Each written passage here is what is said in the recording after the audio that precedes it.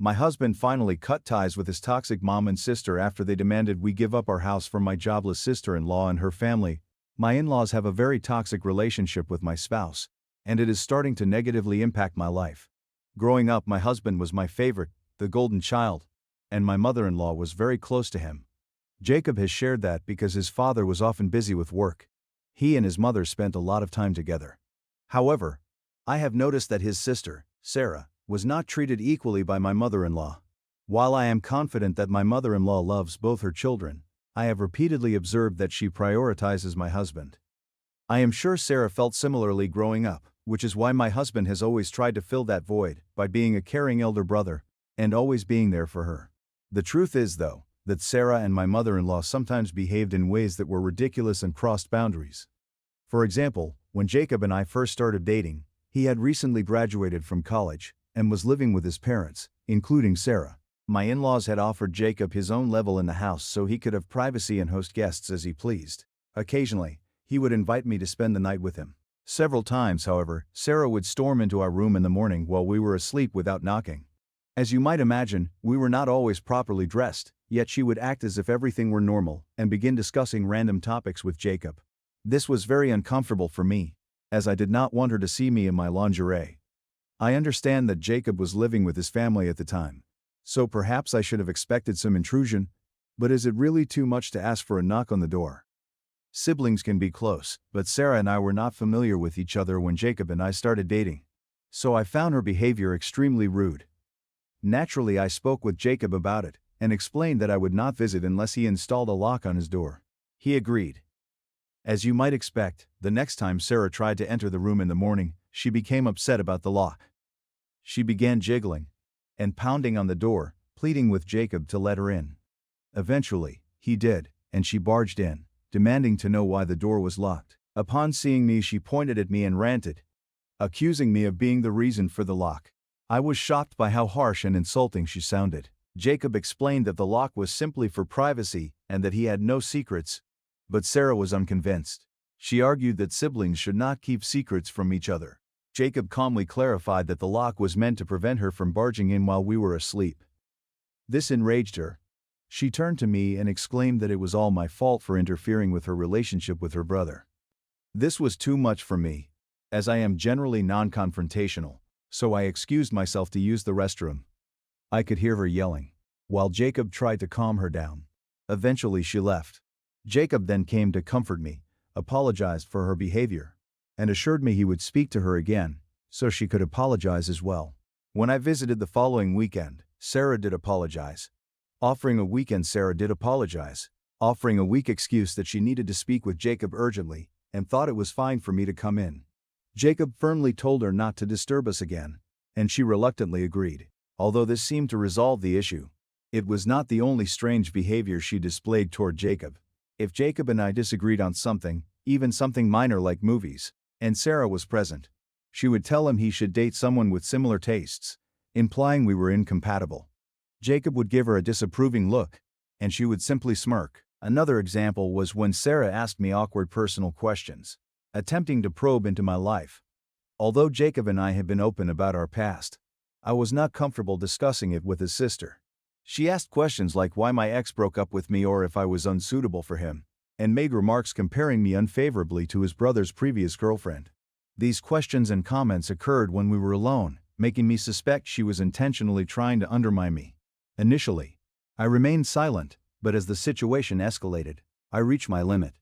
One day, I responded to her taunting by saying that I preferred my ex-boyfriend's family over Jacob's because they were not nosy or overbearing. Sarah was shocked by my reply, which, though rare, temporarily silenced her, despite the unusual nature of her relationship with my husband. My mother-in-law was no exception. When I first entered Jacob's life, she largely ignored me. However, once she realized we were serious, she began acting as if I were trying to steal her son away. She would deliberately ignore me at dinners and family gatherings, as though I did not exist. Jacob occasionally noticed this and tried to speak with her, but she never changed. At one point, my mother-in-law referred to me as stuck-up and spoiled, simply because my parents had sent me to a private school, whereas she had been a public school teacher. I also know she tried to dissuade Jacob from marrying me, suggesting he should find a better spouse. Fortunately, Jacob did not care about her opinion and proposed to me anyway. My mother-in-law and Sarah were shocked to learn of the proposal. Both contacted me, insisting it was a terrible decision, and since Jacob wouldn't listen to them, that I should end the relationship and return the ring. I found this extremely strange and declined, explaining that they were overstepping by asking me to do such a thing when I loved Jacob and wanted to spend my life with him. When they realized they could not persuade me, my mother-in-law reluctantly softened, telling me I should strive to be the best wife for Jacob and care for him as she had for years. I found her remarks rather offensive, but tried not to take them too seriously. Sarah, on the other hand, accused me of being a gold digger and insisted her brother deserved someone of higher status. She even threatened to expose me before the wedding so Jacob would reconsider. Following this, I immediately spoke with Jacob about everything. He was shocked by how disrespectful they had been toward me. He confronted them, yet my mother-in-law and Sarah can't. And you to believe I was unsuitable for him. Jacob reassured me to disregard them. Assuring me he loved me regardless of their opinions. Despite his reassurance, I felt awful that his own family would not accept me. Jacob and I had already planned to pay for our wedding ourselves, so when my mother-in-law offered to cover half the costs, we politely declined, explaining how hard we had worked to save for this occasion. Instead of being happy for us, she grew angrier, lamenting to Jacob how sad she was that he no longer needed her. In contrast, Jacob's father was pleased and calm about everything. He never had any issues with our relationship. Since my mother-in-law continued to complain, we compromised by asking her to organize the rehearsal dinner, which she agreed to, and we appreciated her gesture. However, as the wedding approached, events took an unexpected turn. The first incident occurred when Sarah invited herself to dinner, telling Jacob how much she missed him. At that point, Jacob and I were living independently, so we assumed she genuinely wanted to spend time with her brother. Jacob asked me directly if I was comfortable with her joining, and I reluctantly agreed, not wanting to be rude to my soon-to-be sister-in-law. While we were eating, Sarah suddenly began talking about how much she despised cheaters, claiming that cheaters were worthless. We watched her curiously, wondering where she was going with this, when she suddenly looked me in the eye and asked how it felt to be a useless piece of trash. My brow furrowed in confusion as Sarah began ranting, accusing me of having an affair with my coworker, Zach. Jacob, also perplexed, asked her what she meant. Proudly, she pulled out photos of me with one of my coworkers, waving them around and claiming she had caught me red-handed. I had never been unfaithful to Jacob, so I was puzzled as to why she assumed I was having an affair. Looking through the photos, they appeared completely innocent. Zach and I were close at work only because we started at the same time and helped each other with mistakes to avoid manager criticism. Zach even had a girlfriend, which Jacob knew about. I have always been open with Jacob about all my colleagues, and never had a lock on my phone. Yet Sarah had twisted these harmless interactions, caught on camera, into of a non-existent affair. Her false accusations irritated me, as it was clear she was trying to damage my reputation and disrupt my relationship with Jacob. Before I could defend myself, Jacob, clearly upset, intervened. He asked Sarah why she had been following me around and photographing me with coworkers in public places without their permission. Upon hearing this, Sarah began rationalizing her actions, claiming she simply wanted to investigate me because I was not of their social status, and she feared I was marrying Jacob to steal his money. Jacob told her clearly that her accusations were false and that she was creating unnecessary drama. He tried to reason with her, asking her to stop spreading lies and attempting to ruin our relationship. But Sarah insisted that Jacob open his eyes to the obvious affair she claimed was happening. I also tried to clarify that we were merely co-workers, yet Sarah persisted with her accusations. As her claims escalated, the atmosphere became increasingly tense. I had had enough and informed her that I would file a police report against her for illegally photographing and stalking me. Her expression turned terrified as she asked if I was serious. I told her I had all the evidence, proof that she had deliberately followed me and taken photos without my permission, attempting to slander me with absurd lies. Sarah stared at Jacob and then back at me, insisting that she had only had to protect her brother, and that it was not a big deal.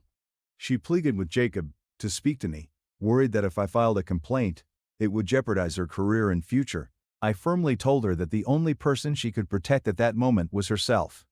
Sarah asked what I wanted, and I assured her I would not pursue the complaint if she stayed out of my life. With no other options, she reluctantly looked to her brother for support, but Jacob defended me, telling her she should be grateful I was willing to let it go, because what she had done was clearly wrong. Sarah reluctantly agreed to stay away from me, and we have not spoken since that day. Jacob still maintains a relationship with her, but she has never spoken to me again. The second incident occurred shortly before our wedding at the rehearsal dinner. My mother-in-law, who had insisted on planning the event, refused any offer of assistance, stating she would handle everything herself. However, when we arrived, it was evident that the preparations were far below expectations. Plastic tablecloths on picnic tables, and cheap Mexican food. My mother-in-law was upset throughout dinner, which ruined the festive atmosphere. She drank excessively and behaved inappropriately with the guests, repeatedly stating how she could not wait for the wedding to be over and how stressful it had been, despite not contributing financially or helping with planning. Eventually, my father-in-law became angry and escorted her away. Sarah tried to excuse her mother's behavior, but my father-in-law refused to listen. As you might guess, the entire evening was a fiasco, and I began to fear that both my mother-in-law and Sarah would ruin the wedding. That night, Jacob and I had our first serious disagreement. I told him firmly that he needed to uninvite Sarah and his mother, as their behavior indicated they would try to overshadow us on our wedding day. Jacob protested angrily, insisting that his father would be present and would not allow them to cause problems. Frustrated, I warned that if he did not uninvite them, there would be no wedding. Jacob was clearly shocked by my demand, and though I sounded extreme, I was genuinely concerned about potential embarrassment in front of family and friends. Jacob had never set firm boundaries with his family, but I hoped this ultimatum would make him realize how much they were interfering with our relationship. Thankfully, he understood and made the right decision. Early the next morning, Jacob called his father Phil to inform him that his mother and sister were uninvited. Phil was not surprised and promised to ensure they would not appear unexpectedly. Shortly after, my mother-in-law and Sarah began contacting Jacob constantly, attempting to persuade him to let them attend. However, Jacob firmly told them he was uncomfortable having them at the wedding due to how they had treated me throughout our relationship.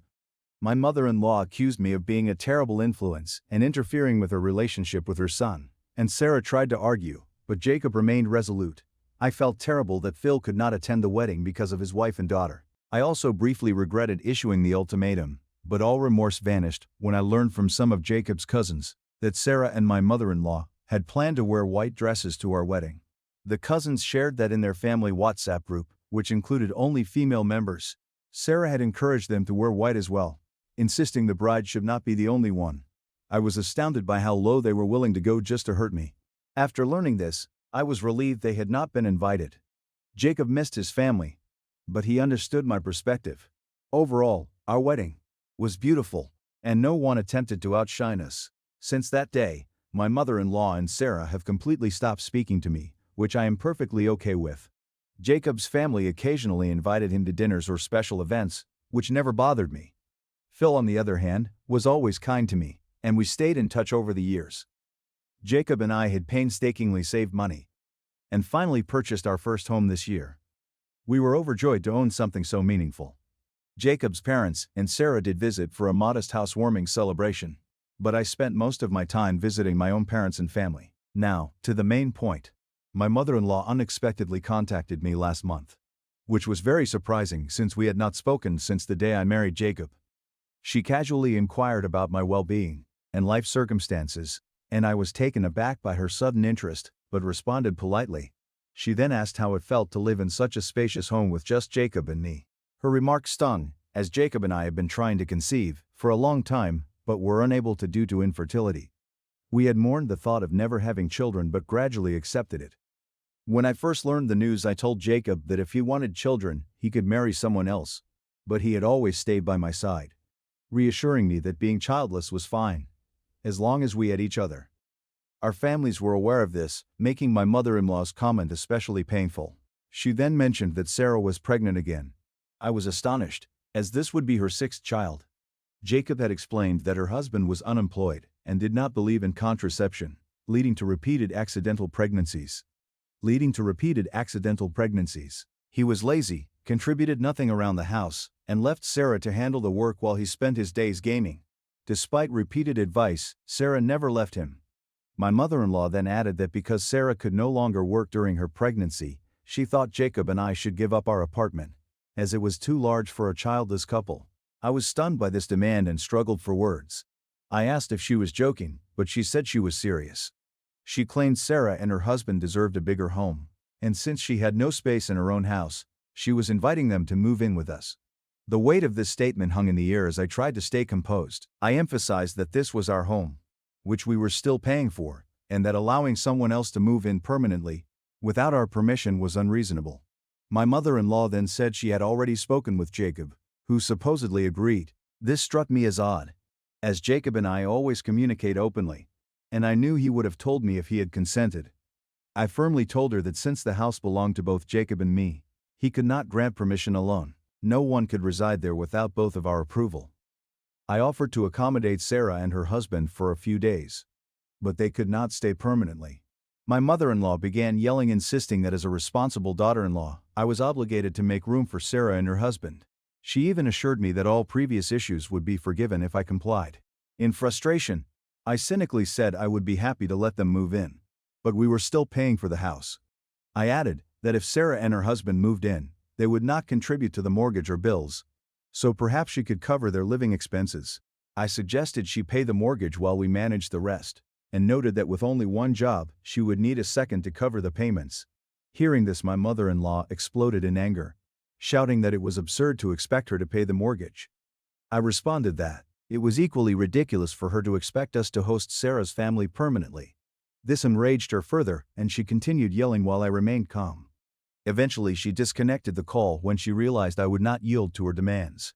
Shortly after, Sarah called and yelled at me for daring to ask her mother to pay our mortgage. She went on to add that she had always known I was a gold digger. I told her that she was the real gold digger, attempting to move in with us without contributing. I added that if she wanted to see who the true gold digger was, she only needed to look at her own partner, who did nothing to assist her. This seemed to silence her. I firmly informed Sarah that she could argue with me all she wanted, but I would never allow her family into our home unless they contributed to the mortgage. She accused me of being cruel and putting money before family. The tables had turned, and I felt a sense of relief at standing up for myself and refusing to back down, taking control of my own home. However, I do feel a little uneasy thinking about my ex-husband, and I am here on Reddit wondering if my actions make me the villain. Update 1. Thank you to everyone who has expressed support. To answer the most frequently asked question, why would my mother-in-law demand such a ridiculous thing of us? It's because she has always been entitled. Clearly, my husband has tolerated this charade for far too long, and he and I need to have a serious discussion about it. It is heartbreaking how my mother-in-law can lie about her own child to get her way. My sister-in-law is simply a pawn in her mother's game, following her wishes to gain favor. In this situation, Sarah stood to benefit, because she could rely on us to pay her expenses and care for her children, while her useless husband did nothing. I am waiting for my spouse to return from his business RIP, so we can discuss this in person, as it is too important to handle over the phone. Update 2. It has been 3 days since my last update. As I mentioned, I was waiting for my husband to return. When he did, we finally sat down and talked. I explained how his mother had called, demanding that we give up our home to his sister and her family. Jacob was genuinely taken aback, so I recounted the entire story. He said he had no idea about any of it prior to my telling him. His mother had only informed him that his sister was pregnant. He had no idea she would make such unreasonable demands. I told him firmly that I expected him to speak with his mother, as I could no longer endure his family. He agreed. Jacob confronted his mother, asking why she had lied to me about him. When caught, my mother-in-law tried to backtrack, claiming she had not lied. She said she assumed Jacob would have no objections to his sister staying with us, so she took matters into her own hands and approached me personally. Jacob interrupted her and asked why she thought he would be okay with Sarah and her entire family moving in. She explained that because Jacob and Sarah were close, he would naturally want to support her by allowing her family to move in. I closed my eyes in disgust but remained silent, letting Jacob handle the situation. Jacob then firmly told her that he would not allow Sarah, her unemployed husband, and their 6 children to move in. He also stated she had no authority to force us to take care of them. My mother-in-law started yelling, insisting Sarah desperately needed help, but Jacob told her it was not our responsibility, and that if she wanted to help, she could do so herself. She then argued that Phil didn't want them in his small house, even though we had a larger home and could easily accommodate them. She even had the audacity to suggest that, since I was childless, assisting Sarah's children would make me feel fulfilled. My eyes widened in surprise, but for the first time, I noticed Jacob's face turn red with anger. He told her she had no right to make such rude comments about me, and could not use them to compel me to care for Sarah's children. Jacob went on to say that Phil did not want anything to do with Sarah, as she had become a childbearing machine, and he was done with both of them. My mother-in-law tried to backtrack again, but Jacob would not allow it. He explained that he had done his best to maintain a positive connection with them even after they repeatedly disrespected me. But he could no longer tolerate it. My mother-in-law begged him, but Jacob assured her that this was our home, I was his wife, and anyone who offended me disrespected him as well. They did not deserve to be part of his life. Jacob ended the call with these final words. Since then, he has not spoken with Sarah, or Jacob ended. Since then, he has not spoken with Sarah, or his mother Phil summoned Jacob to speak, and after hearing the full story, he understood why Jacob had taken such a firm stand. Phil apologized to me on behalf of his wife, but I told him it was not his responsibility. Update 3. The past 2 weeks have been eventful. Many people suggested I install cameras around our house in case my mother-in-law and Sarah tried to show up and cause trouble, so I purchased several cameras online and installed them. As luck would have it, they appeared last weekend, banging on my door while I was home alone. Seeing them through the camera, I quickly called Jacob, who said he was on his way. I answered the door, and there they were, my mother-in-law and Sarah, both furious. They demanded that I let them in, but I refused, telling them they could speak from outside. My mother-in-law began ranting, accusing me of being callous, greedy, and selfish. I politely reminded her that this was our home, and they had no right to enter uninvited. She continued her tirade, unaware that the cameras were recording everything. I reminded her of our previous conversation, emphasizing that I would not give up our house for Sarah and her family, and told her that if she had more to say, she could wait for Jacob. Sarah then began yelling, accusing me of breaking up the family, being a gold digger, and trying to take her brother away from them. I informed them that everything was being recorded and that I would use the footage to obtain a restraining order if necessary. Their eyes widened in surprise, and my mother-in-law exclaimed that I wouldn't dare. I smirked and warned that if they did not leave immediately, they would receive legal notice soon. This worried them, and Sarah tried to convince me I was overreacting, claiming it wasn't a big deal. Fortunately, Jacob arrived at that exact moment. He approached them calmly and asked what they were doing. My mother-in-law rushed to hug him, but he resisted and firmly asked why they had come. Sarah claimed that I was trying to control his life by separating him from them, and that they had come to confront me. Jacob reiterated that it was his decision, that he wanted nothing to do with either of them, and avoided any physical contact. My mother-in-law begged for forgiveness, but Jacob told them to leave the property, or he would call the police. They were visibly shocked, apparently not expecting this response. Jacob further stated that if they ever showed up at our house again, we would contact the police and have them removed forcibly. They fled, devastated, but Jacob no longer cared. I was relieved that my husband had finally stood up for me. Jacob has since spoken with Phil, who was just as surprised as we were that my mother-in-law and Sarah had gone behind his back to show up unannounced. Phil agreed that we were right not to let them in and expressed his disgust at their behavior. With Jacob being so firm about removing them, I doubt they will dare return. If they do, I will contact a lawyer immediately. I am relieved that my husband has finally recognized how toxic his family is, and I hope this is my final update. I am ready to move on from this situation and continue our lives peacefully. Thank you for reading, and if you haven't subscribed yet, please do so and hit the notification bell to stay updated with more shocking real-life stories happening around you.